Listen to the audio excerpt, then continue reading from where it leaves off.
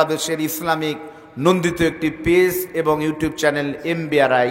বাংলাদেশে ওয়াজের ফ্যাক্টরি হলো মাওলানা বজলুর রশিদ। আমি কিন্তু তার জামাই। একেবারে পাগল ছাগল হলে তো জামাই বানাতো না, এইটুক বিশ্বাস তো আপনাদের থাকা দরকার। মানুষের বেটা কিন্তু পাগলা হয়, আল্লাহ দিছে পাগল কি হবে, কিন্তু জামাই কিন্তু পাগলা কেউ নেয় না, 10টা দেখে একটা নেয়। মুফতি আমির হামজার একটা মাহফিল করতে না দিয়ে কি কোরআন কি উড়ে গেছে? কিয়ামত পর্যন্ত কোরআনের বিরুদ্ধে ষড়যন্ত্র করে কেউ সফল হতে পারেনি, ভবিষ্যতে কেউ হতে পারবে, আল্লাহর ঘোষণা। আমাদের সবথেকে বড় অস্ত্রের নাম হলো লিল্লাহে তাকবীর। এই জন্য মাহফিলে গেলে বলে, হুজুর তাকবীর যেন দিয়েন না। এই তাকবীরের কি জোর! আমি মাত্র 10 দিন আগে ভারত থেকে ঘুরে আসলাম। ইন্ডিয়াতে প্রত্যেকটি জায়গায় গেলে মনে হয় হিন্দুবাদীদের একটা আস্তানা, বুঝাই যায়। সেই ভারতের কর্ণাটক প্রদেশের 14 বছরের একটা মেয়ে, নাম হলো মুস্কান। 3 বছর আগের ঘটনা। কলেজে গেল বোরকা পরে, বাম আর রাম সন্ত্রাস 50 জন ঘিরে জয় শ্রীরাম স্লোগান দিল। তাদের টার্গেট তাকে ধরে বোরকা খুলে উলঙ্গ করবে, যেহেতু বলার কেউ নাই, মুসলমানদের সংখ্যা কম। ওই মেয়েটি ভয় না পেয়ে শুধু 3 বার বলেছে, আপনারা দেখেছেন ইউটিউবে, আল্লাহু আকবার, আল্লাহু আকবার, আল্লাহু আকবার। 50 জন সন্ত্রাস অস্ত্র নিয়ে কোন দিক দিয়ে চলে গেল আল্লাহ ছাড়া কিন্তু কেউ জানে না। ওই মুস্কান গিয়েছিল ওমরাতে গত বছর, আমিও গিয়েছিলাম, আমার শ্বশুরও ছিল। তো আমরা মাতাপে কাবা চত্বরে বসে আছি, হঠাৎ করে খবর হলো যে মুস্কান এসেছে। বিশ্বাস করেন, একটা মেয়েকে দেখার জন্য মানুষ হুমড়ি খেয়ে পড়ল। তার কোনো যোগ্যতা নাই, শুধু 3 বার তাকবীর ধরে দেওয়ার কারণে আল্লাহ তার সম্মান দুনিয়া এবং আকাশ পর্যন্ত পৌঁছে দিয়েছে। তাহলে ওই তাকবীর যদি আমরা জোরে দিতে পারি, আল্লাহ চাইলে আপনার নাম জাহান্নাম থেকে জান্নাতীদের খাতায় নিয়ে দিতে পারে কি পারে না? আর আমাদের বাংলাদেশের নিয়ম হলো, ক্ষমতায় থাকতে পাপ করে, ক্ষমতা গেলে পরে মাপ চায়। যৌবনে পাপ করে, বুড়া হলে মাপ চায়। আমি নিজে প্রমাণ। আপনাদের দয়, আমি 2 বার মক্কায় গেছি, আপনাদের দয় আলহামদুলিল্লাহ। আল্লাহ যদি আমাকে আর জীবনে ভারত 2 বার গেছি কোনোদিন নাও নিয়ে যায়, আমার মন আর ভারতের জন্য কাঁদবে না। গেলাম না তোর ভারত, গেলাম না তোর আমেরিকায়, কিন্তু দোয়া চাই আল্লাহ যেন প্রত্যেক বছর সোনার মদিনায় আর মক্কায় আপনাদেরকেও কবুল করে, বলেন আমিন। আমি গিয়ে দেখেছি ইন্দোনেশিয়ার নিয়ম হলো বিয়ের আগে হজ করতে হবে।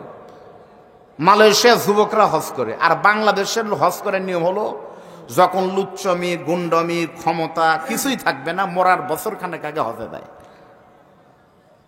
এমন সময় হজে যায়, আমি অনেক লোককে জিজ্ঞাসা করছি, ভাই আপনি হজে যান না কে? বলে, ভাই হজ করা সহজ, কিন্তু ধৈর্য রাখা লাগবি। তো ধৈর্য রাখা মানে কি? কয় ধৈর্য মানে রাখা মানে লুচ্চমি করা যাবে না, ধৈর্য রাখা মানে হলো সুদ খাওয়া যাবে না, ধৈর্য রাখা মানে হলো আলেমদের বিরোধিতা করা যাবে না।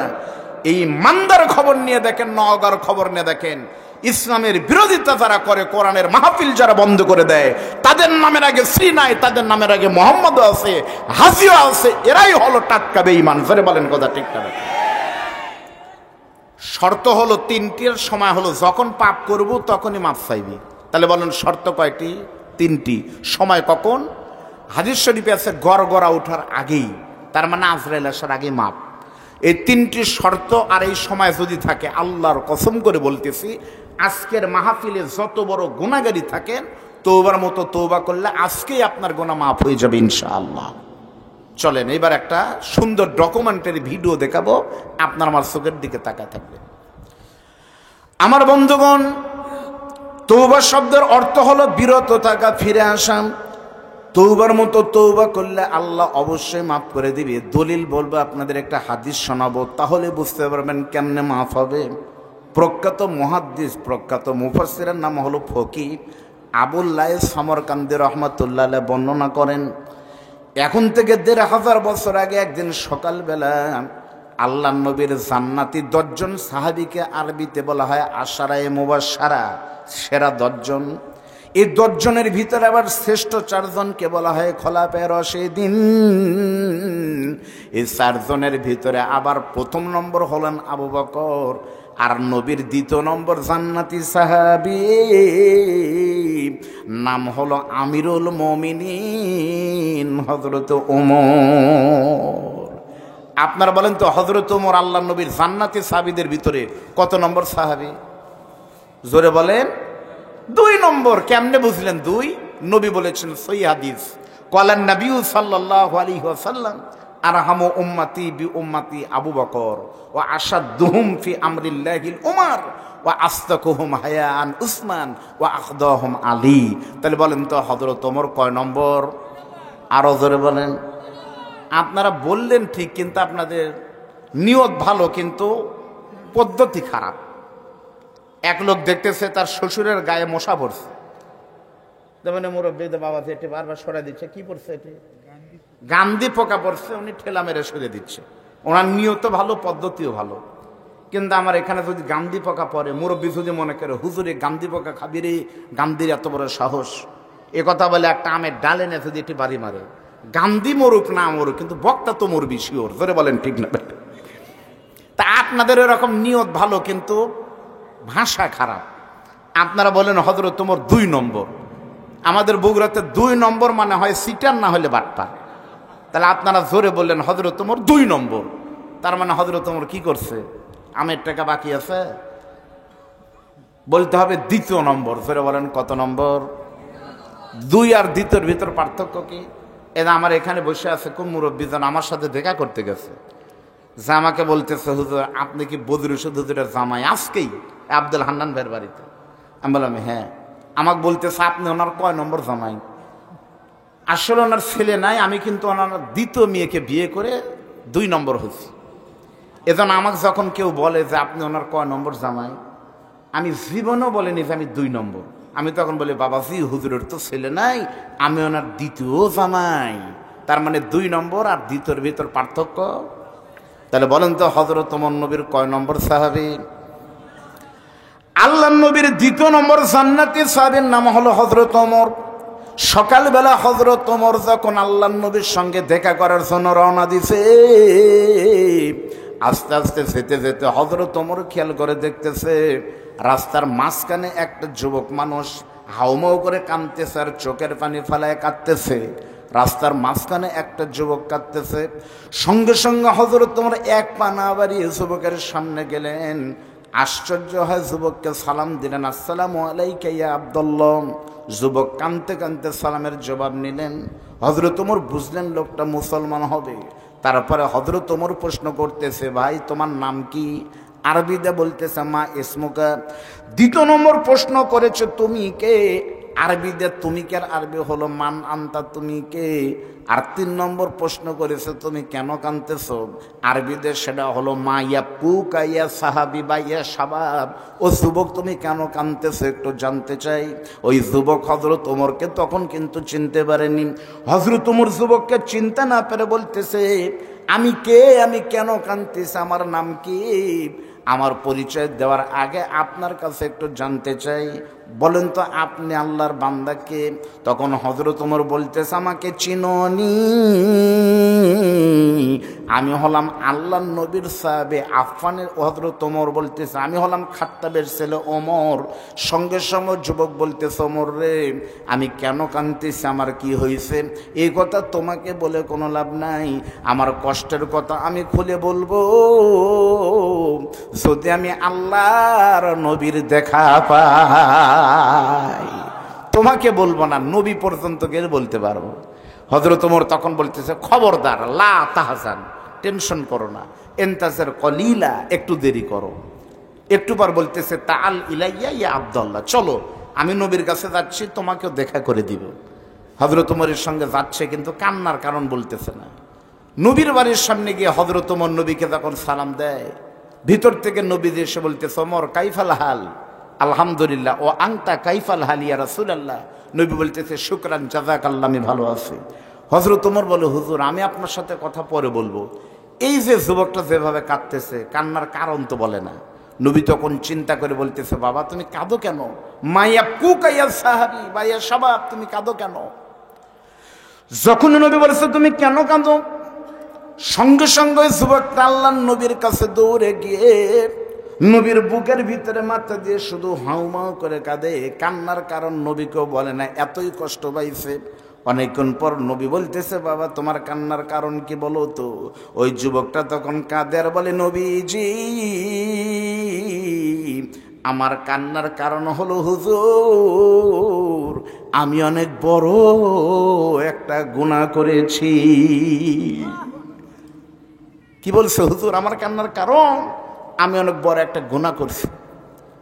আমি কিন্তু আপনারা বলেন না, আমি আপনাদের বলতে বলতেছি, বলেন সুবহানাল্লাহ। আপনারা বলবেন হুজুর গুনাহ করে কোনোদিন সুবহানাল্লাহ হয়? আমি কেন বলতে বললাম? এটা কিন্তু সুবহানাল্লাহ বলছে, গুনার সুবহানাল্লাহ না।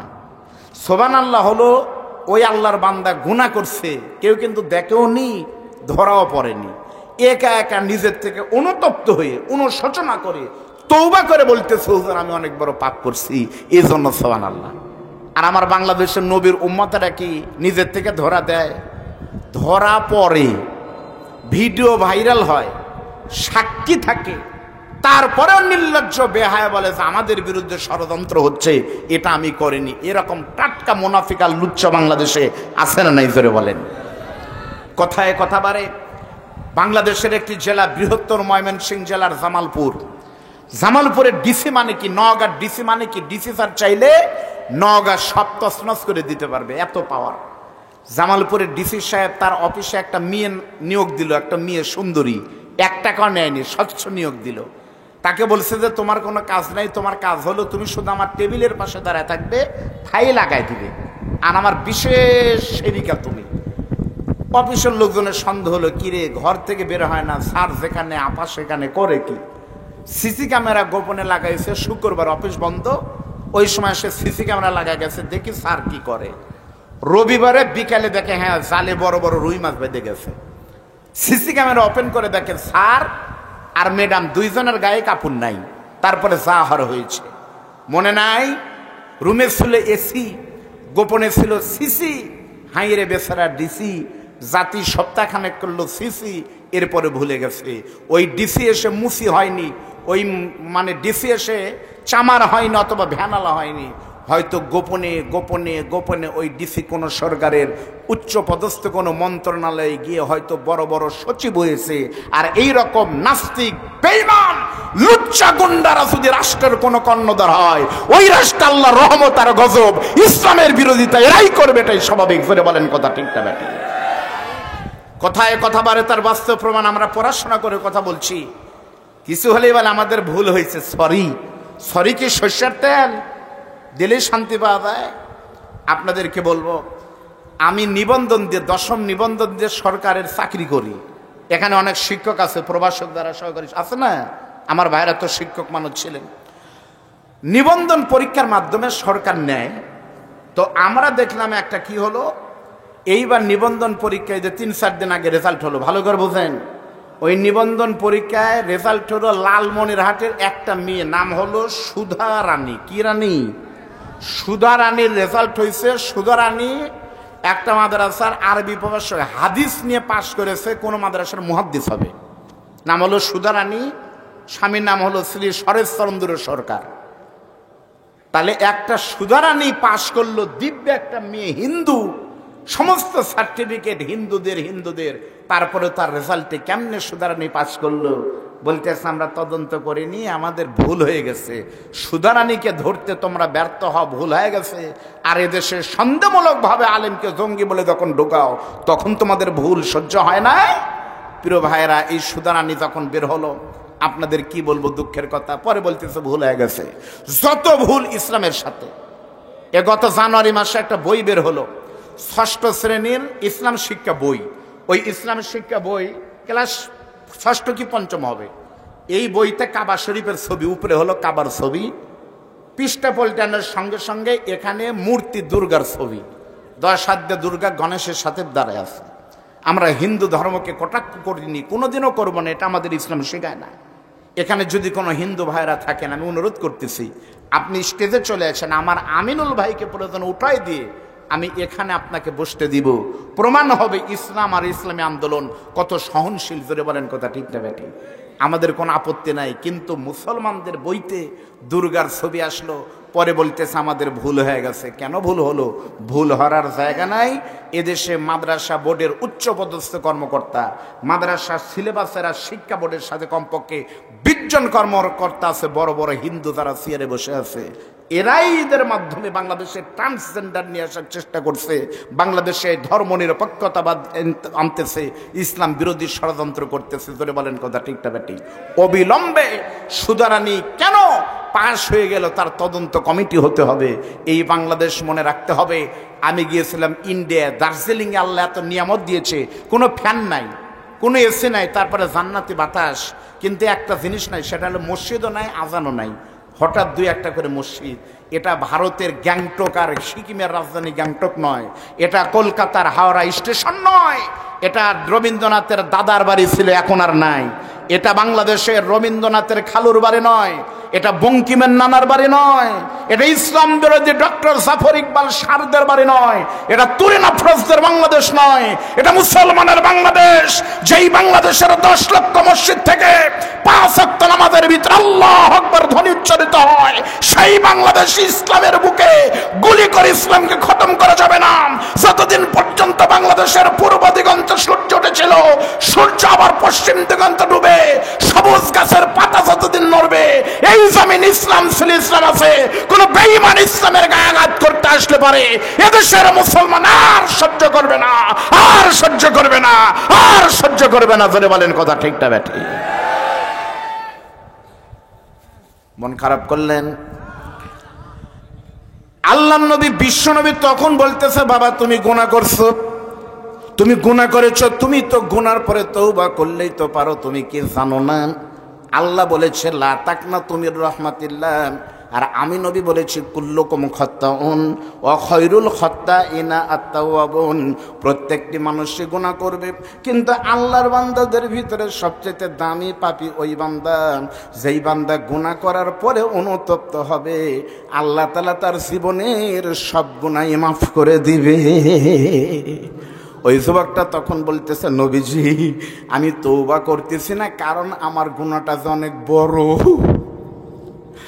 আল্লাহর নবী বলতেছে, তোমার গুনাহ যত বড় হোক না কেন আল্লাহর রহমত আরো বড়।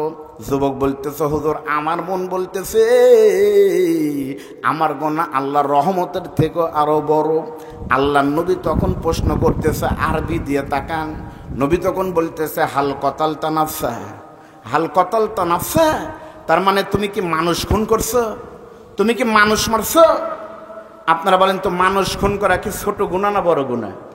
জোরে বলেন। আমার বাংলাদেশে এই মুহূর্তে মানুষ মারার থেকে ছোট ব্যাপারই না এটা একটা। আমি দিনাজপুরে গিয়েছিলাম ভাই, ফুলবাড়িতে, আমবাড়ি। সেখানে গিয়ে আমাদের কিছু দিনী ভাইরা বলতেছে, হুজুর এখানে একটা সন্ত্রাস আছে, ওর কাছে গেলে ফর্ম পূরণ করতে হয়, আপনার শত্রু যদি খালি মাথা চান সীমারের মতো তাহলে 2 লাখ, আর যদি বলেন যে ডাইন হাতে এনে জমা দেওয়া লাগবে তাহলে 1.5 লাখ। মানে কোন কাটিংয়ের মায়ের লিবেন ওখানে গেলে পারে ওটা হয়। ওর কাছে গিয়ে যদি বলে ভাই আমার শত্রুর হাত পা ভেঙে দেওয়া লাগবে, কয় 50,000। তা ভাই রেট কিছু কমানো যায় না? করে ভাই এই টাকা কি খেলে আমি খাই 3 জাকাত যায়। তাহলে 3 জাকাত মানে কি? বক্তা খায়, মসজিদের ইমাম খায়, এ হুজুররা যারা তারা খায় নাকি? তারাই খায় যারা ওদেরকে লালন পালন করে। ধরে বলেন কথা ঠিকটা বেঠে? প্রিয় ভাইরা আমার, বাংলাদেশে মানুষ খুন করা কোনো ব্যাপারই। আল্লাহর নবী বিশ্ব নবী বলতেছে, তুমি মানুষ খুন করনি। যুবকটা বলতেছে, হুজুর মানুষ খুন করা তো কোনো ব্যাপারই না, আমার গুনাহটা তার থেকেও আরো বড়। জোরে বলেন নাউজুবিল্লাহ। আল্লাহর নবী যখন শুনতেছে মানুষ খুনের থেকেও বড় গুনাহ, তারপর নবী চিন্তা করতেছে খুনের থেকে আর একটা গুনাহ আছে সবচেয়ে বড় গুনাহ। নবী বলতেছে, তাহলে কি তুমি ওই কাম করছো নাকি? কি? তখন বলতেছে, হাল আশরাকতা বিল্লাহ। হাদিস বলতেছি কিন্তু গল্প নয়। নবী বলতেছে, হাল আশরাকতা বিল্লাহ, তার মানে কি তুমি শিরক করছো নাকি? আপনারা কিন্তু শিরকের খবর জানেন, শিরকটা কি? শিরকের ব্যাপারে বলা হয়েছে, ইন্না শিরকা লাযুলমুন আযীম। ইন্না অবশ্যই, আবার আজিম, সবচাইতে বড় গুনার নাম হলো শিরক, ঠিক না? আপনি নামাজ পড়েন না, আল্লাহ চাইলে কিন্তু মাফ করে দিবে। আপনি রমজানের রোজা করেন না, আল্লাহ চাইলে কিন্তু মাফ করে দিতে পারে। আপনি জাকাত দেননি, আল্লাহ চাইলে কিন্তু মাফ করে দিবে। কিন্তু জেনে শুনে কোনো মুসলমান যদি শিরক করে আর তওবার মতো তওবা না করে যদি কবরে যায়, ওই গুনাহ কিন্তু আল্লাহ কোনোদিন মাফ করবে না, বরং শিরককারীর ঠিকানা হবে জাহান্নামের একেবারে নিচে। আমাদের বাংলাদেশে শিরক আছে না নাই? আমি যে সেই দিনও বলেছিলাম, শিরক দেখতে হলে আপনাদের 20 টাকা খরচ হবে। যদি দেখবার চান কাল ফজর পর রওনা দেন। এই মান্দা দিয়ে গেছিলাম, এই দিক দিয়ে ঘাট করে হয় ভিতর দিয়ে গিয়ে নিয়ামতপুরের ভিতরে। নিয়ামতপুরে আমার মাহফিল ছিল চকশিতে, একটা জায়গা আছে চকশিতে। চকশিতে যেতে আমার গাড়ির সামনে আমি বসে আছি ভাই, তখন আমি দেখলাম গাড়ি চলতে চলতে গাড়ির লাইটটা গিয়ে লাগলো একটা গাছের উপরে। গাছের উপরে লাগার পর দেখি বড় বড় কি যেন ঝুলতেছে। আমার সন্দেহ কিরে কিরে, আম ঝুলি এত বড় তো না, লাউ ঝুলবে সবুজ, এগুলো লাল লাল ঝুলতেছে, নীল কালো, এগুলো আবার কি রং। সাথে সাথে গাড়ি থেকে নামলাম, নামে দেখতেছি কাপড়ের তেনার ভিতরে বড় বড় পাথর, মাটি, বালু এগুলো ভরে ভরে ঝুলতেছে। আমি একজনকে বললাম, এটা কি বালু হুজুর? এটা আমাদের এলাকায় তেনা পীরের মাজার, আপনার দেখে আসেন। কাছে তো মিথ্যে কথা হলে জানো অনেকে, তেনা পীরের মাজার, যাদের সন্তান হয় না, স্বামী একেবারেই পারে না, একেবারে অ্যান্টিবায়োটিক খায়, হারবালটা সব শেষ, তখন তেনা পীরের মাজারে এসে তেনা বাঁধতে দিলে পারে তাদের পেটে সন্তান হবে, এটা আমাদের বিশ্বাস। আপনারা বলেন তো তেনা পীর সন্তান দিতে পারে, এই বিশ্বাস যদি কেউ রাখে আল্লাহর কসম এটাই শিরক। জোরে বলেন কথা ঠিক না ব্যাটে? এটা হলো গরিব মানুষের শিরক। আর কোটিপতিদের শিরক কেমন? করোনার ভিতরে আপনারা দেখেছেন বাংলাদেশের যমুনা গ্রুপের চেয়ারম্যান মারা গেল, যমুনা গ্রুপের মালিক, Jamuna TV, Jamuna bank, Jamuna fridge, ঢাকায় যমুনা ফিউচার পার্ক। আমি নিজে যমুনা টিভির নিউজ শুনছি, এইভাবে বলতেছে, একটি শোক সংবাদ শুনুন। বাংলাদেশের বিশিষ্ট শিল্পপতি যমুনা গ্রুপের চেয়ারম্যান জনাব নুরুল ইসলাম কোভিড-19 করোনায় আক্রান্ত হয়ে পান্থপথে ঢাকার স্কয়ার হাসপাতালে মৃত্যুর সঙ্গে 3 দিন পাঞ্জা লড়ে আজকে সকাল 9টায় মৃত্যুর সঙ্গে পাঞ্জা লড়ে ইন্তেকাল করেছে। ইন্না লিল্লাহি ওয়া ইন্না ইলাইহি রাজিউন। মৃত্যুর সঙ্গে 3 দিন পাঞ্জা লড়ে তারপরে আজকে মরছে। আচ্ছা, পাঞ্জালরা মানে কি? দেখি বাবা একটা হাত দেন তো এখানে। এর নাম হলো পাঞ্জালরা। মুরব্বী পারে না হুজুর পারে? কে পারে? উনি নিচে, আমি উপরে। এর নাম হলো পাঞ্জালরা, শক্তির লড়াই। তাহলে মৃত্যুর সঙ্গে পাঞ্জালরা মানে হলো আজরাইলের সাথে মারামারি। শনিবার থেকে সেই মারামারি, আজরাইলের 2 জায়গা ফাইটে সেই অবস্থা। রবিবারে আজরাইল পেরে মারি খাসিলই, সোমবারের দিন আল্লাহ আরো 300 ফেরেশতা পাঠায় ওই শয়তানেক মারলো। এর নাম হলো মৃত্যুর সঙ্গে 3 দিন পাঞ্জা লইরে মরা। এ কথা কি শিরকের গুনাহ না? আমাদের বাংলাদেশে আপনারা দেখেছেন, বাংলাদেশ না পৃথিবীর বড় বড় দেশের রাষ্ট্রপ্রধানরা বলেছে করোনা টিকা দিয়ে করোনা ভালো হবে না। জাস্টিন ট্রুডো সম্ভবত কোন দেশের প্রধানমন্ত্রী? অস্ট্রেলিয়া না কানাডা? কানাডার প্রধানমন্ত্রী জাস্টিন ট্রুডো খ্রিস্টান, শূকরের গোশত খাওয়া তার ঈমান হলো। ওই দেশের মুসলমানদেরকে ধরে নিয়ে গিয়ে পুলিশ দিয়ে গ্রেপ্তার করে মসজিদে নিয়ে গেছে।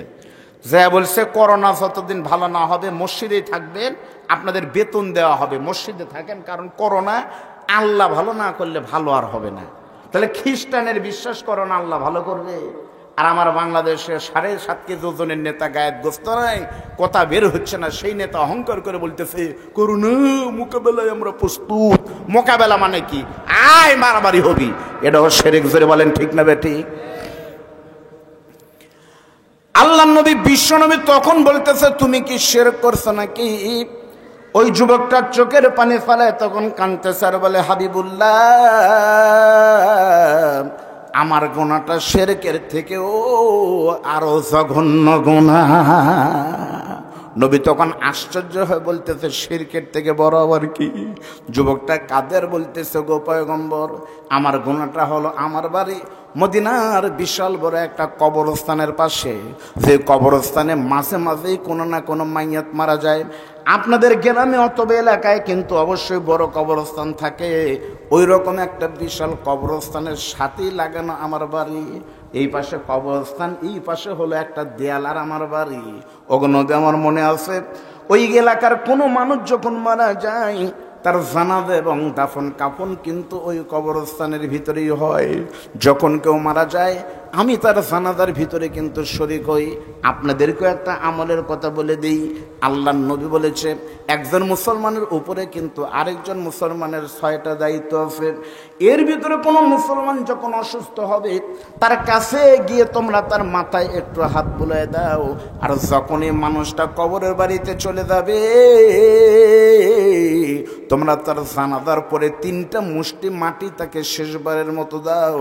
কারণ শত্রু হোক আর বন্ধু হোক, যে মানুষটা একবার আল্লাহর দরবারে চলে যায় ওই মানুষটা আর কোনোদিন কিন্তু ফেরত আসে না।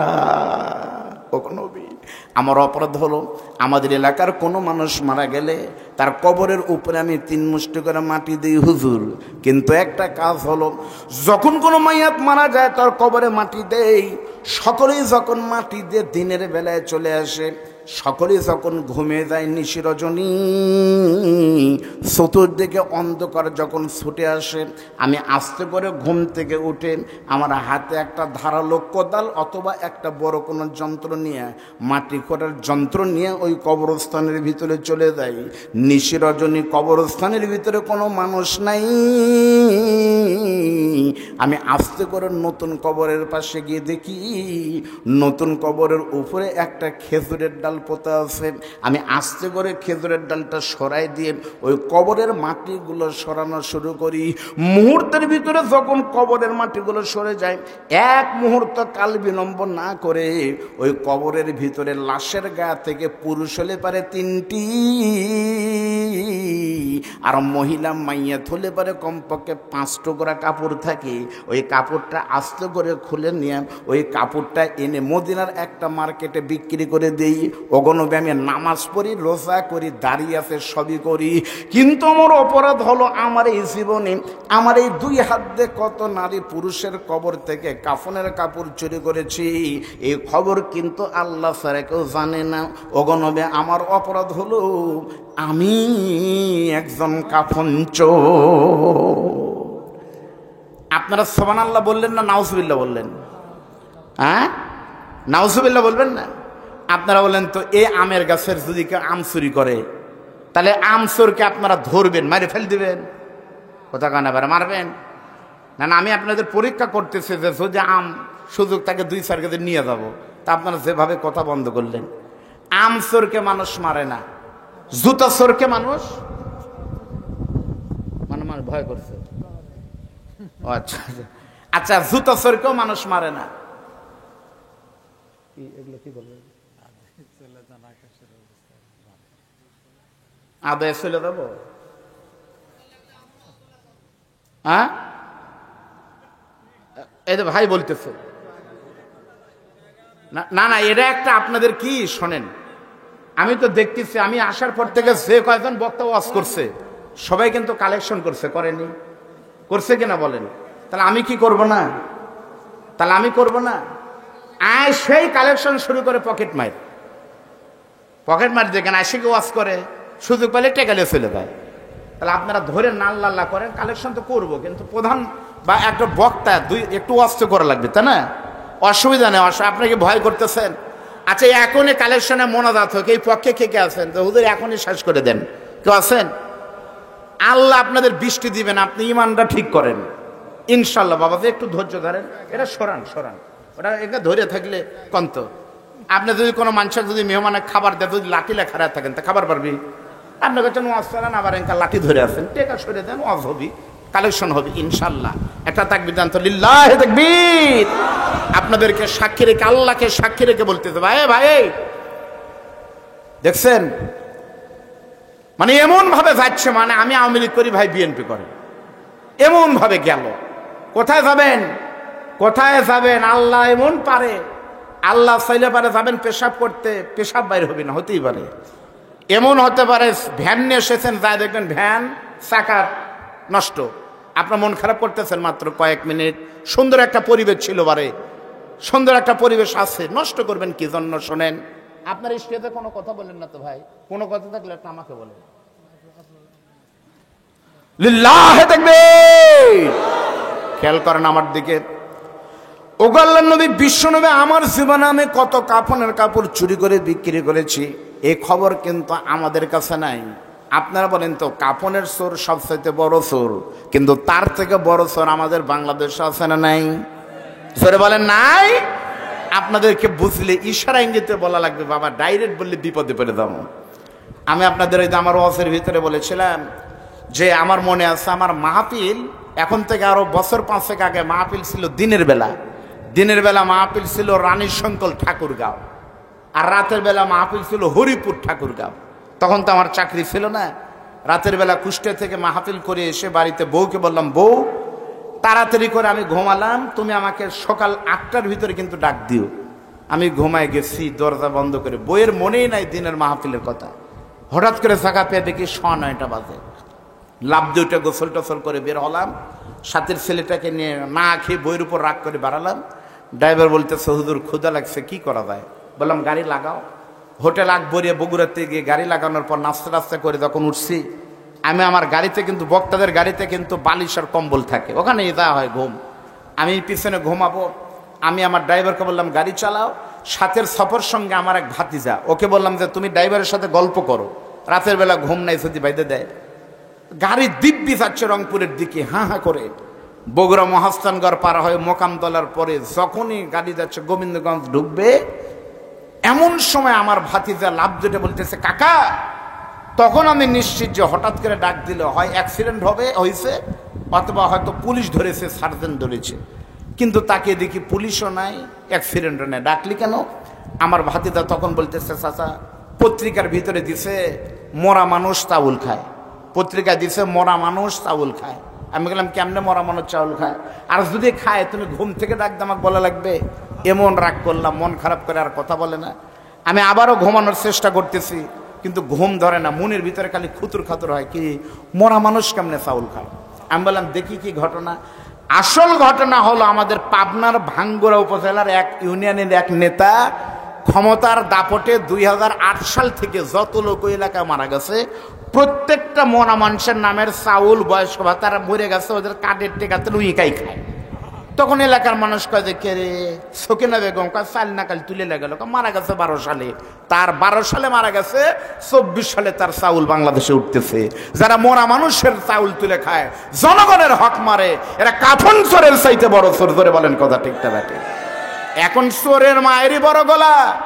আমি আল্লাহকে সাক্ষী রেখে বলতে পারি, কোরআন শরীফ আমার মাথায় নিয়ে বলতে পারবো, এই মিডিয়ার মাধ্যমে সারা পৃথিবী লক্ষ লক্ষ ভিউ হয়ে গেছে। 2 দিন আগে আপনাদের এখানে আমরা শ্বশুর জামাই বক্তব্য দিয়েছিলাম, সেই বক্তব্য একটা কাটিং 1 মিলিয়ন, তার মানে 10 লক্ষ মানুষ একদিনের ভিতর দেখেছে। পারইলের মাহফিলকে কয়েক লোক দেখবে, 3 দিন পর বুঝতে পারবেন কত লক্ষ মানুষ দেখেছে। এটাও কিন্তু ইসলামের প্রচার। প্রিয় ভাইরা, আমার মনে আছে, আমি চ্যালেঞ্জে বলতে পারি, মুফতি আমির হামজা 3 বছর জেল খেটে আসলো। আমির হামজাকে আমি চিনি, আমির হামজা আমার ছোট ভাই, একই বিশ্ববিদ্যালয়ে পাশাপাশি ডিপার্টমেন্টে আমরা পড়াশোনা করেছি। ওর মিসেস আমার ডিপার্টমেন্টের ছোট বোন। আমির হামজার অপরাধ হলো, আমির হামজা নওগাঁ ওয়াজ করেছিল, সে ওয়াজ শুনে সিরাজগঞ্জের এক আধা পাগলা কাশি হাতে নিয়ে গেছিল সংসদ ভবন ভাঙ্গার জন্যে। কাশি নিয়ে সংসদ ভবন ভাঙবে, ওই পাগল বলছে আমির হামজার ওয়াজ শুনে আমার ভালো লাগছে, এই জন্য আসছি। এই অপরাধে আমির হামজা 3 বছর জেল খাটলো। জঙ্গি সন্ত্রাস বানানো হলো। জঙ্গি কেন? আমার বিশ্বাস তার বুদ্ধি হওয়ার পর থেকে কোনো নারীর গায়ে কেন হাত, কেন বাংলাদেশের কোন আলেম লুচ্ছমিত দূরের কথা, কোন যতগুলো অপরাধ করা হয়েছে কোন অপরাধের সাথে সাথে সম্পৃক্ত নয়। ধরে বলেন কথা ঠিক না ব্যাটে? তারপরে এখন তদন্ত হচ্ছে। এখন এদের সেদিন বলতেছে মামুনুল হকের বউ আসলেই ঠিক। তো বউ এখন ঠিক বলে লাভ কি? 3 বছর কোথায় গেল? একজন আবার বলতেছে না, আমির হামজা সাহেব আসলে ভুল করেনি, ছোট মানুষ, তারটা ঠিক, এখন বুঝতে পারছি। বুঝতে পারলি বেটা আজকে 3 বছরের হিসাব দিয়ে? এই জন্য শুনেছিলাম বনের ভিতরে রাজা হুকুম দিচ্ছে, এই বনে যতগুলো বাঘ আছে মানে সবগুলোকে তোমরা ধরো। বাঘ না, সবগুলো তোমরা ভাল্লুককে ধরো। ভাল্লুকের দেখা দেখে আরেকটা প্রাণী দৌড় মারতেছে। তোমরা দৌড়ায় কেন? বলতেছে ভাই আমি দেখতে ভাল্লুকের মতোই, যদি একবার গ্রেপ্তার হয় আমি যে ভাল্লুক না অন্য প্রাণী, এরা তদন্ত করতে 3 বছর লাগবে। ঠিক না ভাই? ঠিক বলেন আপনারা? চোরের মায়ের বড় গলা। এই বাংলাদেশের যুবকেরা, এই যুবকেরা ঠিকঠাক বলতেছে, তার মানে যুবক আছে বোঝা যায়। এই বাংলাদেশের যুবকরা চেনে একটা যুবক টিকটক করে, নাম হলো টিকটকার মামুন, প্রিন্স মামুন বলা হয়। আর তার মিসেস নয়, একটা মেয়ের সাথে বসবাস করে, নাম হলো লায়লা। মায়ের বয়স। ওই লায়লা আর প্রিন্স মামুন বিয়ে ছাড়া 2022 সাল থেকে এক ঘরে এক খাটে এক তোষকের উপরে লেপের নিচে ঘুমায়। আজ পর্যন্ত প্রিন্স মামুন আর লায়লার বাড়িতে প্রশাসনের কোনো লোক যায়নি, জিজ্ঞাসা করেনি তুমি যে বিয়ে করছো তার দলিল আর ডকুমেন্ট দেখাও, এটা তদন্ত করেনি, পুলিশ যায়নি। তদন্ত হচ্ছে মামুনুল হকের বউ আসল কিনা। এখান থেকে বোঝা যায় বাংলাদেশ আলেমের প্রতি নির্যাতন এই দেশের নয়, বরং দিল্লির প্রেসক্রিপশন অনুযায়ী হচ্ছে। ধরে বলেন কথা ঠিক না বেঠিক? বাংলাদেশ আলেমদের কথা হলেই কোনো কিছু না করে আলেমদের হিসাব হয়। 100 জন আলেমের নাম তালিকা প্রকাশ হলো 3 বছর আগে। এরা ওয়াজের টাকা নিয়ে কি করে? আলেমদের ওয়াজের টাকা এত টাকা কি করে? অথচ বাংলাদেশে আপনারা এই যুবকেরা দেখেছে ইউটিউব আর ফেসবুকে কিন্তু ভাইরাল একটা মেয়ের নাম হলো তনু না তনি না, ওই তনি একটা মেয়ে একবারে গরিব ছিল, ফেসবুকে ভাইরাল বড় বড় নেতাদের সাথে সম্পর্ক রেখে ইউটিউবে তারা ফেসবুকে কাজ করে, অনলাইনে কাজ করে, শোরুম দিয়েছে, বগুড়াতে আছে, ঢাকায় আছে, দেশে বিদেশে আছে। কি করে? সেখানে গুলশানের একটা শোরুমে আজকে দেখলাম, আমার মিডিয়ার ভাইরা আমাকে বলেছে, আমিও দেখেছি সত্যতা, ঢাকার বড় বড় মার্কেট থেকে ছোট ছোট মার্কেট বিভিন্ন জায়গা থেকে কাপড় কিনে নিয়ে যায়, সিরাজগঞ্জ থেকে কাপড় কিনে নিয়ে যায়, নিয়ে গিয়ে ওই কাপড়ের গায়ে লিখে দেয় made in Pakistan, made in Dubai, বড় বড় দেশের ব্র্যান্ডের নাম লিখে 500 টাকার শাড়ি, 500 টাকার কাপড় 30,000 35,000 টাকা দিয়ে বিক্রি করে। তাদের কোনো সমস্যা নাই, সেখানে কেউ যায় না।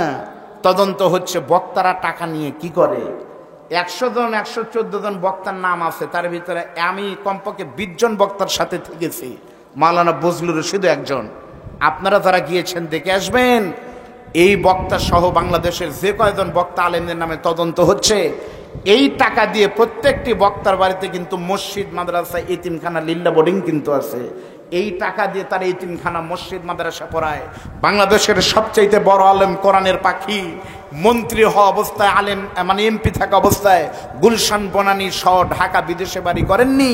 খুলনাতে গিয়ে দেখে আসবেন, দারুল কোরআন, সিদ্দিকে কামিল মাদ্রাসা, হাফিজি মাদ্রাসা, এতিমখানা এখনো কিন্তু জারি আছে। আলেমের টাকা দিয়ে মসজিদ, মাদ্রাসা হয়, আর জালেমের টাকা দিয়ে নওগাঁর টাকা পাচার হয়ে গুলশানে নয়, মালয়েশিয়ায়, বেগমপাড়ায়, কানাডায় বাড়ি হয়। ফেরে বলেন কথা ঠিকটা ব্যাঠিক? তনিদের টাকার তদন্ত হয় না, তদন্ত হয় শুধুমাত্র আলেমদের উপরে, শুধুমাত্র আলেমদের উপরে। এই নওগাঁ রাজশাহী রুটে আমার মনে আছে, গত বছর যাওয়ার সময় দেখলাম একটা মেলা হচ্ছে এই রোডেই, কোথায় আমি জানি না। এত বড় মেলা আমার জীবনে আমি দেখিনি। প্রথমে মনে করছিলাম হয়তো ইজতেমা হচ্ছে, পরে দেখি না গান হচ্ছে।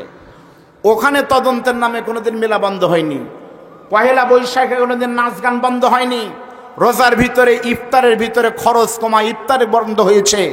কিন্তু পহেলা বৈশাখে কিশোরগঞ্জের 17 কিলোমিটার রাস্তা 9 কোটি টাকা দিয়ে রং করা হলো, এরা অপচয় হয়নি। যত তদন্তকালী হুজুরদের, আর আমরা শালার পাগলা হুজুর নিজেরাই কামড়াকামড়ি করতেছি।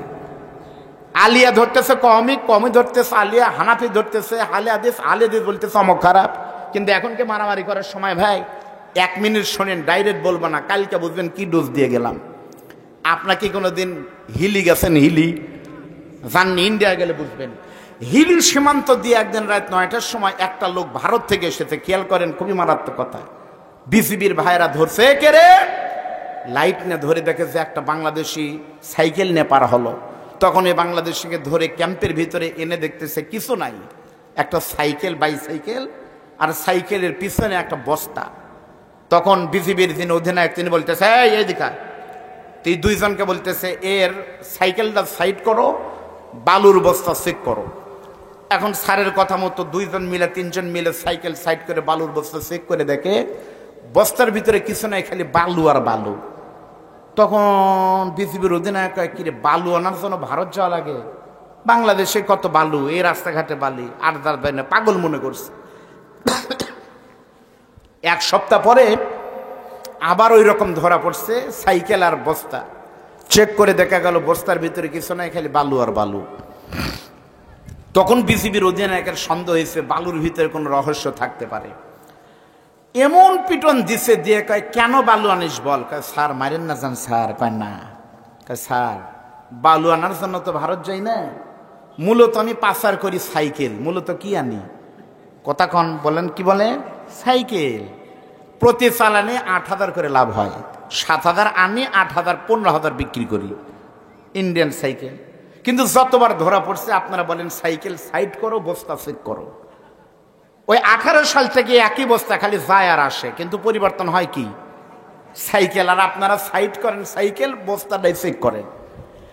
বাংলাদেশে পরিমণি, নায়িকা, গায়িকা এরা হলো বস্তা। ধরা পড়লো কে রে? কয় পরিমণি। অমক নেতার সাথে কে রে? পরিমণি।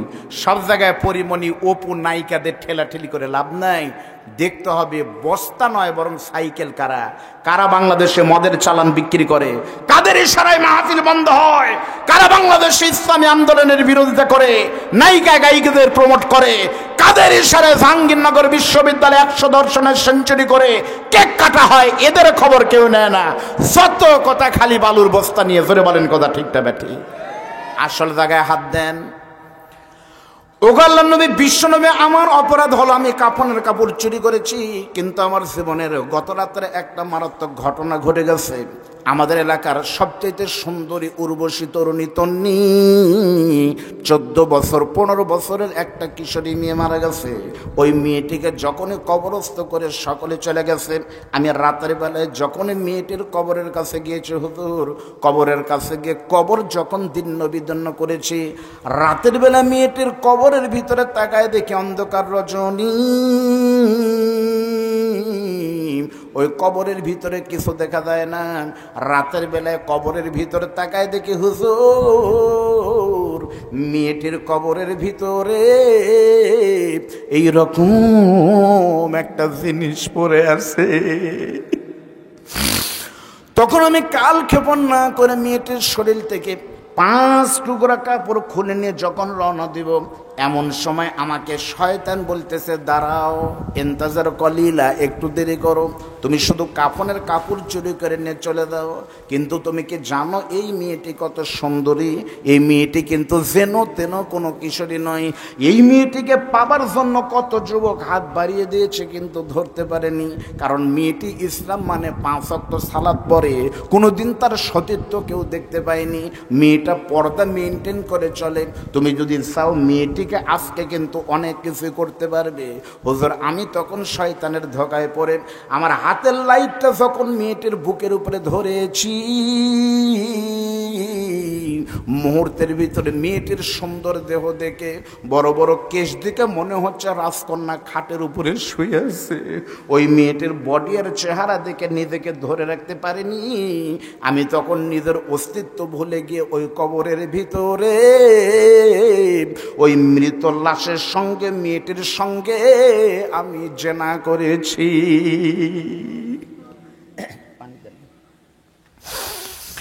আমি আপনাদের বেশি রাত আলোচনা করব না, এখন মাত্র 12টা বাজেনি, মাত্র 10 মিনিট একটু শুনেন, বিবেকের কাছে প্রশ্ন করেন, দেখেন তওবা কাকে বলে, একটু পর বুঝবেন। হুজুর, আমি মেয়েটির সঙ্গে যখন জেনা করে চলে গেলাম, কবরটাকে আগের মতো সুন্দর করে পরিপাটি করে যখন রওনা দেব, এমন সময় মনে হচ্ছে মেয়েটির সামনে দাঁড়িয়ে আমাকে বলতেছে, যুবক রে, তুমি একটু দাঁড়াও, তোমার সঙ্গে একটু কথা আছে। তুমি কি জানো আমি একটা মুসলমানের মেয়ে, কালেমা পড়ে মুসলমান ইমান গ্রহণ করেছি, তুমিও করেছো। ওই আল্লাহকে শপথ করে বলতেছি, কোনোদিন আমার জীবনে আমি ফরজ হওয়ার পর থেকে সুস্থ অবস্থায় কোনোদিন নামাজ বাদ দেইনি,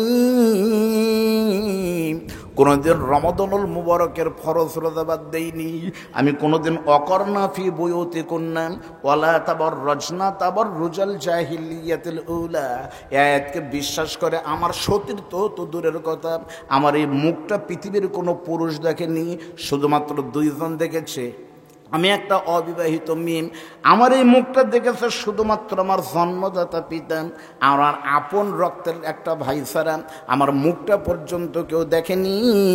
আর আজকে কবরের ভিতরে আল্লাহ আমাকে রেখে দিয়েছে পছন্দ করে। আজকে আমার কবরের প্রথম রাত, কমপক্ষে 50,000 বছর প্রত্যেককে কবরে থাকতে হবে। আমার এই জীবনের সবচাইতে বড় নিয়ামত সতীর্থ তুই হরণ করলি, 5টা টুকরা শেষ কাপড় তুই খুলে নিলি, আর গোসলও কোনোদিন দিতে পারবো না রে, নিঃস্ব করে সর্বহারা করে তুই আমাকে শেষ করে দিয়ে গেলি। যাবি যখন একটা কথা শোন, তারপরে চলে যা। মনে রাখি, যেদিন আল্লাহ ডাকতে বলবেন ইকরা, পড়ো, আমরের সিগে আলেমদের বলে দেখেন, কিতাবাকা, তোমার আমল নামা পড়ো, কাফাবি নাফসি গেলে ওমা আলাইকা হাসিবা, হিসাব দিয়ে বলো বান্দা তুমি জান্নাতি না জাহান্নামী, তুমি বলো, আমি কিছু বলবো না। যেদিন আল্লাহ বলবে ফামাইয়ামাল মিসকালা যাররাতিন শাররাইয়ারা, যাররা পরিমাণ হিসাব যেদিন হবে, দেখবো সেই দিন এই জেনার হিসাব তুই কেমনে দিস, তোকে কিয়ামতে ধরবো। ওগো নবী, মেয়েটি যখন হুমকি দিয়ে চলে গেছে, আমি তখন আখিরাতের কথা চিন্তা করে কাফনের কাপড় ফালাই দিয়েছি। ওগো নবী, আপনি বলেন তো হুজুর, আমার এই নিকৃষ্ট জেনার বিচার আল্লাহ মাফ করবে কি করবে না? হাদিসের ভিতরে আছে, আল্লাহর নবী এতই নরম ছিলেন, নবীর 2 চোখ দিয়ে শুধু পানি পড়তেছে। কিছুক্ষণ পর নবী বলতেছে, সত্যি তোমার গুনাহটা অনেক বড়, সত্যি তোমার গুনাহটা অনেক বড়, সত্যি তোমার গুনাহটা অনেক বড়। 3বার বলার সঙ্গে লোকটা মারছে দৌড়, তেপান্তরের মধ্য দিয়ে লাগামহীন ঘোড়ায় চড়ে নিরুদ্দেশ্যের উদ্দেশ্যে মরুভূমির তেপান্তরে দৌড় দিছে।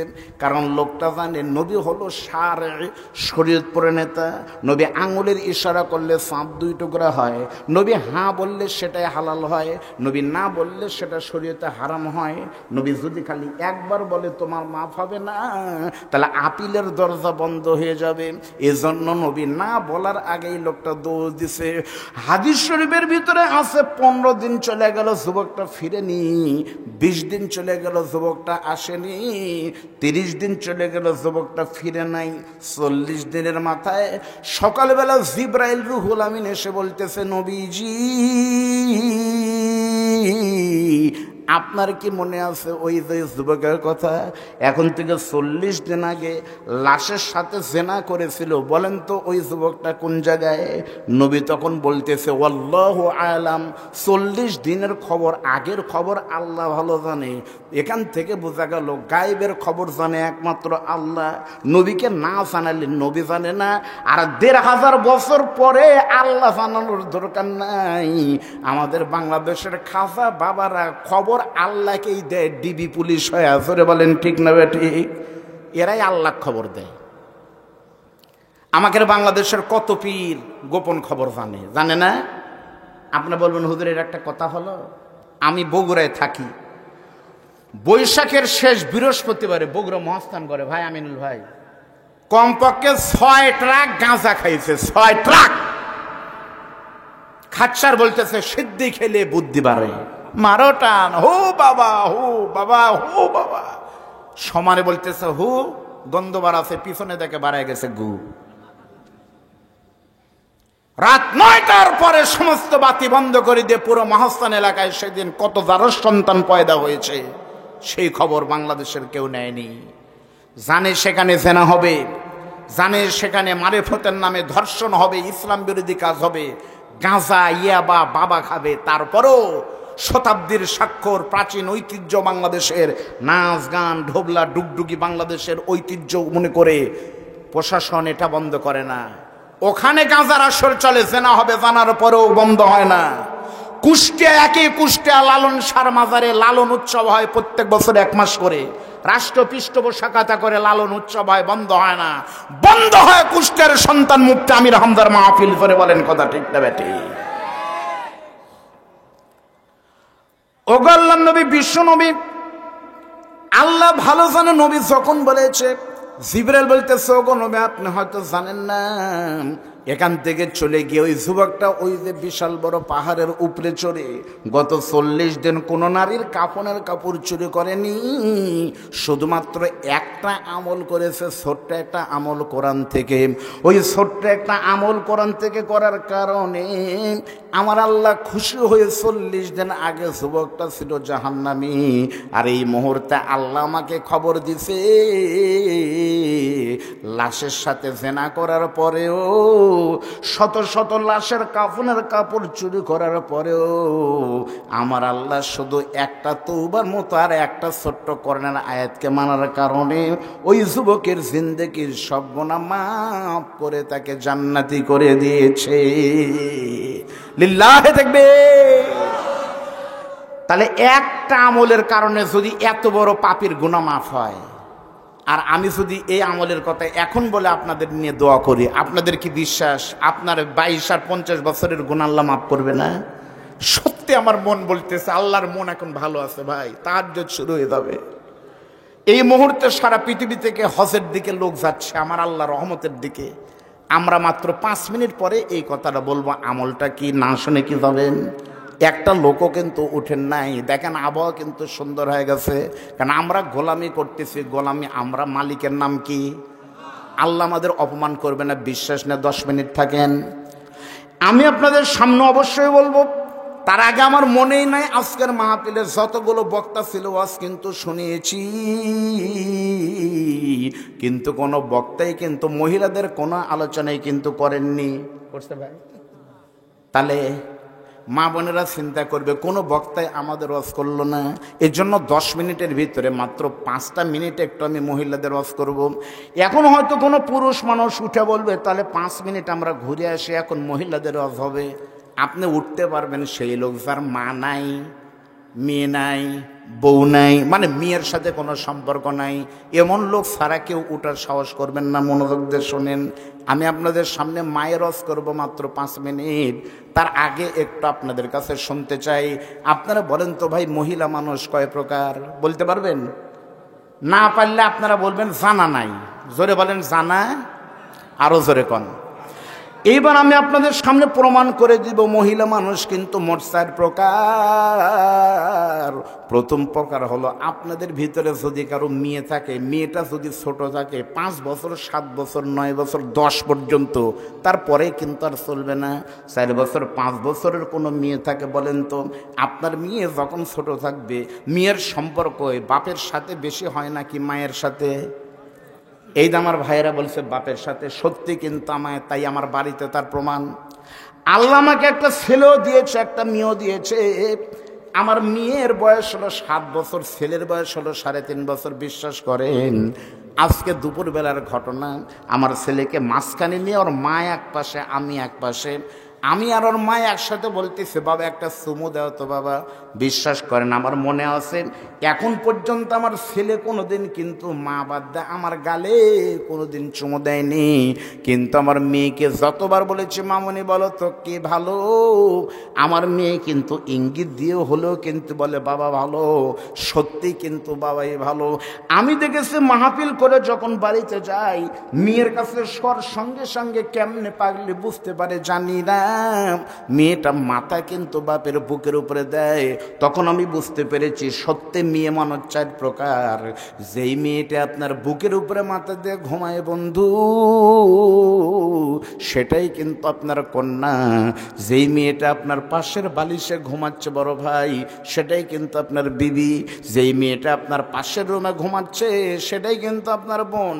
আর পারইল দিঘিপাড়া মাহফিল থেকে যাওয়া পর্যন্ত রাত 12টা পর্যন্ত আপনি খাননি জন্য যে মেয়েটি খাবে না, জগতে ওই দরদি আপনার মা। সব জিনিসের পরিবর্তন হয়, বিশ্বাস করেন। বক্তার পরিবর্তে কিন্তু বক্তা পাওয়া যায়, এমপির পরিবর্তে এমপি আসে, বউ মারা গেলে বউয়ের পরিবর্তে কিন্তু বউ আসে। কিন্তু মা দুঃখিনী বাবার গায়ে যদি একবার কাফনের কাপড় চড়ে, মা বাবার ডুপ্লিকেট পৃথিবীতে হয় না। মনে রাখবেন পাহাড় যত বড়ই হোক, আকাশের নিচে, নদীতে মাছ যত বড়ই হোক পানির নিচে, আর আপনি সন্তান যত বড় হন আপনার জান্নাত কিন্তু আপনার পায়ের মায়ের পায়ের নিচে। এই যে গরমের ভিতরে আপনারা বসে আছেন, একটু ঠান্ডা লাগলে আপনারা দৌড় মারবেন, বৃষ্টি লাগলে বৃষ্টি গায়ে পড়া যাবে না, কিন্তু মনে কি পড়ে না কবরস্থানে দক্ষিণে মার কবরে ঠাস ঠাস করে বজ্রপাত পড়তেছে, বড় বড় শিলা বৃষ্টি পড়তেছে, পাগলি তো দৌড় দিতে পারে না। এমন বহু মানুষ আছেন যাদের মায়ের কবরে মাত্র 2টা নেকির জন্য মার কবরে ফেরেশতারা লাঠি দিয়ে বাড়ি মারতেছে, বড় বড় সাপ কামড়াচ্ছে, জাহান্নামের সাপ। মা কিন্তু বিপদে আছে, কারো মায়ের কবরে মাত্র 2টা নেকি বাপের কবরে শর্ট হয়েছে। এমন মানুষ এখানে যদি থাকেন, আমি একটু দেখতে চাই আপনাদের ভিতরে কার কার মা নাই। আমাকে না, ওই আল্লাহকে দেখান, বলেন তো কার কার মা নাই। আহারে কত মানুষের মা এই ডাকার মুখে কোনোদিন আসবে না, হাত নামান। একটু দেখান তো আমার মতো কার কার বাবা নাই। আমারও কিন্তু বাবা নাই। এই তো বাবা যাদের ছেড়ে গেছে, সত্যি বলতেছে আপনাদের ভিতরে সবার দায়িত্ব আমি নিতে পারবো না। তাহাজ্জুদের রক্ত শুরু হয়ে গেছে, মাত্র 2 মিনিট 120 সেকেন্ড।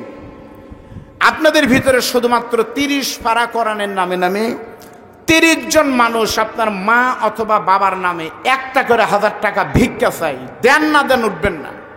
2 মিনিট, তারপর আমার বাকি 7 মিনিটের ওয়াজ শেষ করে মোনাজাত।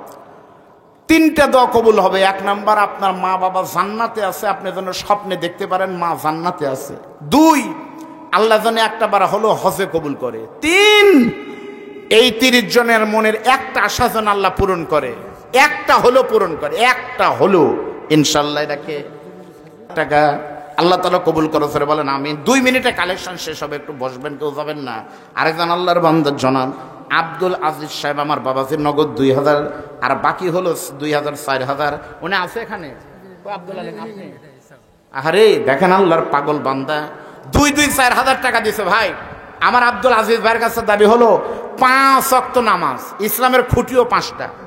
আপনি 5টা হাজার মিল করে এরশাদ নামাজ মন খারাপ করবে, আপনি 5000 দিয়েন ভাই। আচ্ছা ঠিক আছে, লিল্লাহে দিবে। আরে আমার বড় ভাইয়ের বাবা মা অসুস্থ, আল্লাহ কবুল করুন, আল্লাহ কবুল করুন। ভাইরে হয়ে গেছে, বারে হয়ে গেছে রে, হাই রে তারা রে। এ ভাই আপনাকেও যা লাগবে একটু ভাই অনুরোধ, ভাইরে মাত্র 10টা মিনিট ওনা যাচ্ছে, শেষ হবে আলহামদুলিল্লাহ 1000। আল্লাহর একজন বান্দা প্রবাসী 2000 টাকা দিয়েছে, আল্লাহ কবুল করো। আরেকজন আল্লাহর বান্দা দিয়েছে কত? আব্দুর রকিব সাহেব দিয়েছে 500 টাকা নগদ, 2 বছর সিমেন্ট, বাকি অনেকগুলো টাকা, আল্লাহ কবুল করো। 500, 1000, 2000, এই দিয়ে দেখেন কত টাকা দিয়েছে। বাবজান আপনার কাছে কি আছে দেন। আলহাজ সবের আলী 500 টাকা দিয়েছে, আল্লাহ তুমি কবুল করো। আরেকজন আল্লাহর বান্দা কফিল উদ্দিন, আল্লাহ কবুল করে নিন, 100 টাকা ধরে বলেন আমিন। ভাই রে আমি জোরে জোরে মারতেছি রে, মাত্র 10টা একটু শেষ করি। আরেকজন নাম বলবেন, 100 টাকা আল্লাহ কবুল করো। হ্যাঁ কাগজগুলো খালি দেন ভাই। আব্দুল মান্নান সাহেব 1 বছর সিমেন্ট, আল্লাহ কবুল করো। আব্দুল আলিম ভাই দিয়েছে 10 কেজি ধান, আমার বাবু ভাই দিয়েছে 1 বছর সিমেন্ট। তারপর আমার জমির উদ্দিন ভাই দিয়েছে 20 কেজি ধান। মুজিবুর রহমান 500 টাকা, আল্লাহ কবুল করো। আছে এবং 10 কেজি ধান, 10 কেজি ধান ইলিয়াস হোসেন, আল্লাহ কবুল করেন। শামসুল মেম্বার সাহেব দিয়েছে 500 টাকা। ভাই রে যায় না, হাই রে রে এভাবে চলে এখনই। হ্যাঁ তোর বাপ যাচ্ছে না, তোর মায়ের টানে, তুই কার জন্য যাচ্ছ আব্বা? তোরও বউ আছে, বয়স ওটি বস। আল্লাহ কবুল করুন। মা বোনদের ভিতরে একটু খাতা কলম পাঠিয়ে দেন, রুমাল গামছা দেন। মুসলমান মোহনা বেগম দোয়া চাইছে 100 টাকা, আল্লাহ কবুল করুন। মা বোনদের ভিতরে রুমাল গামছা, আল্লাহ কবুল করুন। এটা ও আব্দুল্লাহ আল মামুন বড় ভাই, আমার সুপার ভাই, আমার ওস্তাদুল্লাহ বড় ভাই, ভাই আমার দিয়েছে 500 টাকা, আল্লাহ কবুল করো। আব্দুল মাজেদ 2000 টাকা, খোরশেদ আলম 1000 টাকা, মহসেন আলী 100 টাকার নগদ, 1000 টাকা বাকি লিল্লাহ তাকবীর। হাফিজুর রহমান 1000 টাকা, আব্দুর রাজ্জাক 1000 টাকা, মাহবুবুর রহমান পারোয়েল 1000 টাকা। মাশাআল্লাহ বাবান, মা বোনেরা কমপক্ষে হাফ কেজি টাকা দিছে বাবান, আল্লাহ কবুল করেন, জোরে বলেন আমিন। সিরাজ উদ্দিন, আল্লাহ কবুল করে নিন 2000 টাকা, জোরে বলেন আমিন। এবারে পয়েন্টটা বলি, বারে কি ওয়াজ করে কাফন চোরের জামিন হলো, শুনবেন না? বসেন বসেন, আলহামদুলিল্লাহ। তারপরে মাসুদ রানা পশু চিকিৎসক ভাই আছে এখানে, 1000 টাকা, বলেন মারহাবা, আল্লাহ কবুল করুন। তারপরে আমার বড় ভাই বেলালুর রহমান 10 কেজি ধান, আল্লাহ কবুল করেন। মকবুল হোসেন মিস্ত্রি সাববেরে থেকে এসে 1 বছর সেমিনার 10 কেজি ধান দিয়ে করেছে, সুবহানাল্লাহ বলেন। ওই রকম একটা তওবা করার দরকার আছে না নিজের বলেন। আপনাদের 1 নম্বর শর্ত হলো আল্লাহর কাছে ধরা দেওয়া লাগবে। সারেন্ডার করার নিয়ম হলো হাত তুলে স্যালেন্ডার মানে কি হাত তুলে না ভাই?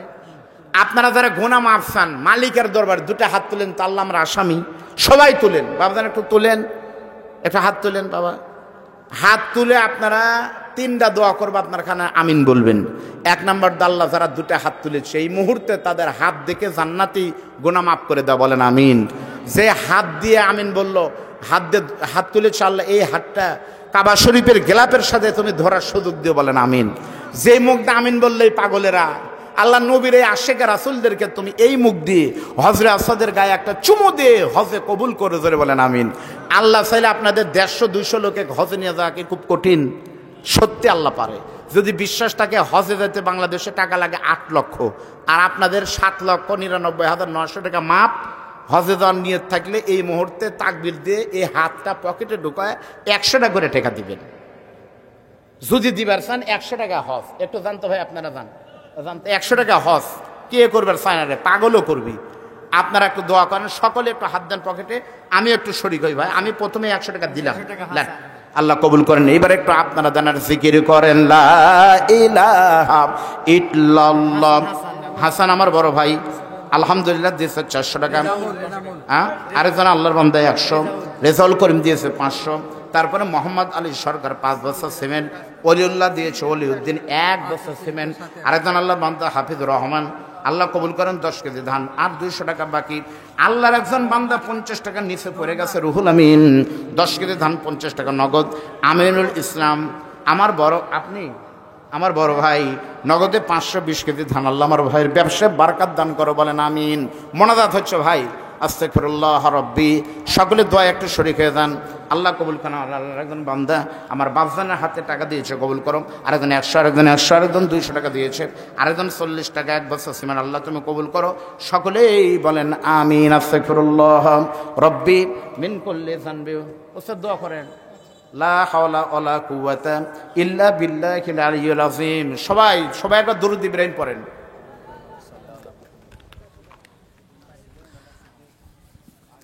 আল্লাহুম্মা সাল্লি আলা মুহাম্মাদ। মা বোনদের ভিতরে তো টাকা দিছেই, হ্যাঁ টোপলা একবার অনেক টাকা রে বা, আলহামদুলিল্লাহ। আল্লাহুম্মা বারিক আলা মুহাম্মাদ ওয়া আলা আলি মুহাম্মাদ কামা সাল্লাইতা আলা ইব্রাহিম ওয়া আলা আলি ইব্রাহিম ইন্নাকা হামিদুম মাজিদ। ভাইজান দোয়ার আগে একটা কথা বলা দরকার।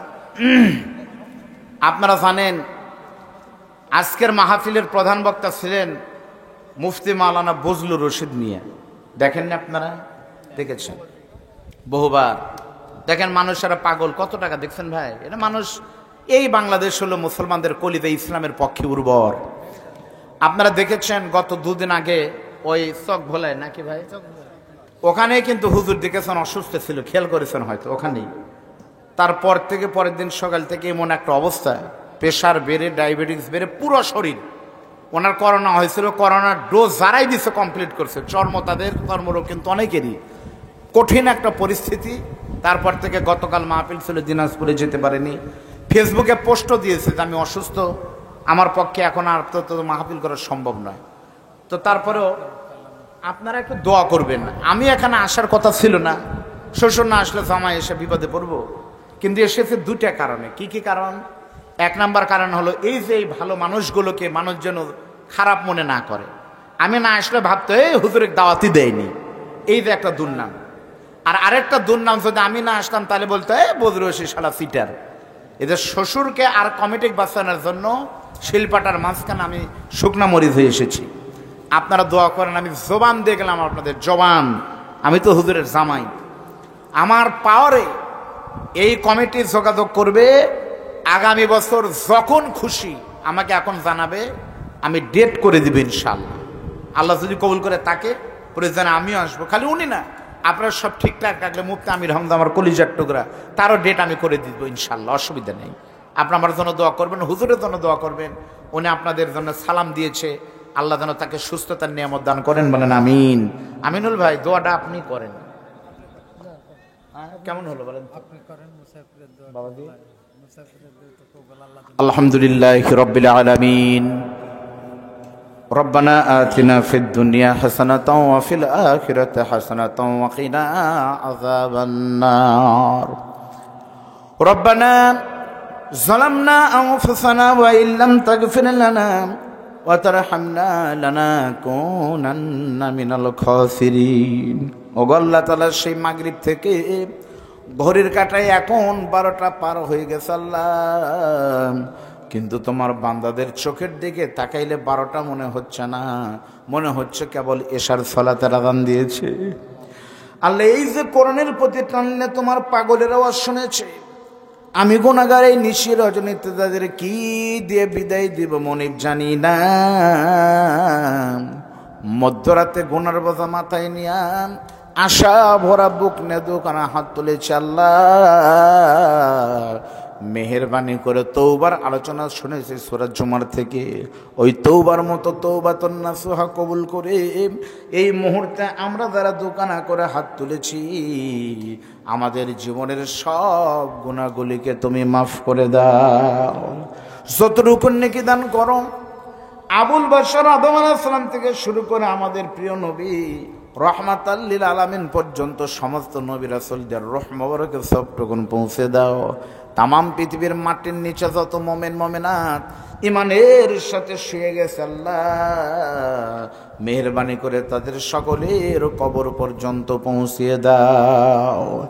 অমনি মোনাজাত শুরু করলেই দুইজন মানুষের ছবি সামনে ভেসে ওঠে। এই দুইজন মানুষের ভিতরের প্রথম মানুষের নাম হলো দুঃখিনী জননী মা। আল্লাহ নবী বলেছে আল জান্নাতু তাহতা আকদামিল উম্মাহাত, মায়ের পায়ের নিচে আমাদের জান্নাত হবে।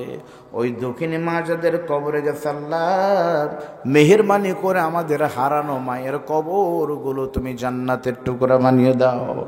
বাবার বাড়ি ঘর সবই আছে, আমি সহমদের তাদের পিতাগুলো চলে গেছে, আল্লাহ মেহেরবানি করে বাবা নামক নিয়ামতের কবর জান্নাতের টুকরা করো। আমাদের আত্মীয় স্বজনকে মাফ করে দাও আল্লাহ। আমার সঙ্গে নারী পুরুষ যারা হাত তুলেছেন অসুস্থদেরকে সুস্থ বানাও, ঋণগ্রস্তদের ঋণ পরিশোধের সুযোগ দাও, ছাত্র ছাত্রীদের মেধার শক্তি খুলে দাও, চাকরিজীবীদের চাকরির ব্যবস্থা করো, বেকারদের হালাল রুজির ব্যবস্থা করো, প্রবাসীদেরকে ভালো রাখিও আল্লাহ। মেহেরবানি করে নওগাঁ বগুড়া নাটোর আমরা কৃষি নির্ভর এলাকা আল্লাহ এবছরের আম এবছরের ফলমূল সহ এবছরের ধান পাঞ্জা মাঠে আছে, প্রত্যেকের ফসল তুমি বালা মুসিবত থেকে দূর করে আল্লাহ পাম্পার ফলন দান করো। ব্যবসায়ীদেরকে কবুল করো। মা বোনদের ভিতরে যাদের বিয়ে হয় না যৌতুকবিহীন বের ব্যবস্থা করো মনিব। যাদের সন্তান নাই তাদের সন্তান দাও আল্লাহ। মেহেরবানি করে সকলের গুনাহ খাতা মাফ করে দাও। আজকের সভাপতি জনাব শফিকুল ইসলাম বাবুল আমার চেয়ারম্যান ভাইকে কবুল করো। সহ সভাপতি আল্লাহ এই মান্দা এলাকার প্রত্যেকটা আলেম ওলামা দেশ বিদেশ থেকে যারা আসে তাদের সম্মানের সর্বোচ্চ চেষ্টা যে লোকটি তার নিজ হাতে করে থাকে আমার বড় ভাই দিনী ভাই জনাব আমিনুল ইসলাম সাহেবের হায়াতে তুমি বরকত দান করো। সহ সভাপতি এখানে যতজন আছে আল্লাহ সবাইকে কবুল করো। প্রধান অতিথি আমার এমপি মহোদয় অত্যন্ত ব্যস্ততার ভিতর থেকে আল্লাহ দেখতেছি প্রত্যেকটা মাহফিলে হাজির হয় আল্লাহ এমপি সাহেবের হায়াতে বরকত দান করো। বিশেষ অতিথি আমন্ত্রিত অতিথি যারা আছে মাফ করো আল্লাহ। মেহেরবানি করে এই যে উত্তর পাড়ার দিঘি পাড়া ঈদগাহ ময়দানের মাহফিল এ মাহফিল কমিটির যারা আছে আল্লাহ এই ঈদগাহ মাঠের সভাপতি সেক্রেটারি কেশিয়ার সহ প্রত্যেকটা সদস্যকে তুমি জান্নাতি হিসাবে কবুল করো আল্লাহ। এই গ্রামের মাটির নিচে সহ আশেপাশে যত কবরস্থান আছে তাদের কবরগুলোকে তুমি মাফ করে দাও আল্লাহ। সারা পৃথিবীর মুসলমানদেরকে তুমি হেফাজত করো আল্লাহ। ওই কাশ্মীর সহ ফিলিস্তিন সহ আল্লাহ আমার গাঁজার মুসলমানদের তুমি সহায় হয়ে যাও। বাংলাদেশের মুসলমানদেরকে কবুল করো, আলেম ওলামাদেরকে হেফাজত করো আল্লাহ। সবই দেখার সুযোগ হয়েছে কিন্তু এদেশের আকাশে কালিমার পতাকা পতপত করে উঠতেছে, কর্ণের আইন বাস্তবায়ন হয়েছে, সেরকম দৃশ্য দেখার সুযোগ দিও আল্লাহ এই গোরস্থানের উন্নয়ন কল্পে যা কিছু দরকার তুমি ঈদগাহ মাঠের জন্য তোমার কুদরতে হাত থেকে সেগুলোর ফায়সালা তুমি কবুল করো আল্লাহ। দূর দরাজ থেকে যারা এসেছে মাহফিলে প্রত্যেকের দোয়াকে তুমি কবুল করো। আমার মিডিয়ার ভাইরা এসেছে অনেক দূর থেকে, অনেক ভাইরা এসেছে দূর থেকে, তাদের এই যাত্রাটা সফল করে সুন্দর করে তুমি কবুল করে নাও আল্লাহ। এই মাহফিলের অনুমতি দিয়েছে ওসি সাহেব আল্লাহ, মান্দাতানের ওসি স্যার সহ যারা যারা সংশ্লিষ্ট রয়েছে আল্লাহ প্রত্যেককে উত্তম প্রতিদান দান করো। ইমানের সঙ্গে মরণ দিও, শহীদি মরণ দিও আল্লাহ। শিরক মুক্ত বিদআত মুক্ত জীবন করার তৌফিক দান করো।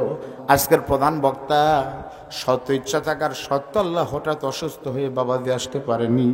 আল্লাহ তোমার বান্দাদেরকে তুমি কবুল করে নাও আল্লাহ। আগামীতে এসে যেন কোরআনের কথা বলতে পারে সেই তৌফিক তুমি দান করে দাও। আল্লাহুম্মা ইন্নাকা আফুন কারীম তুহিব্বুল আফওয়া ফাফু আন্নী রব্বিরহামহুমা কামা রব্বায়ানি সগীরা।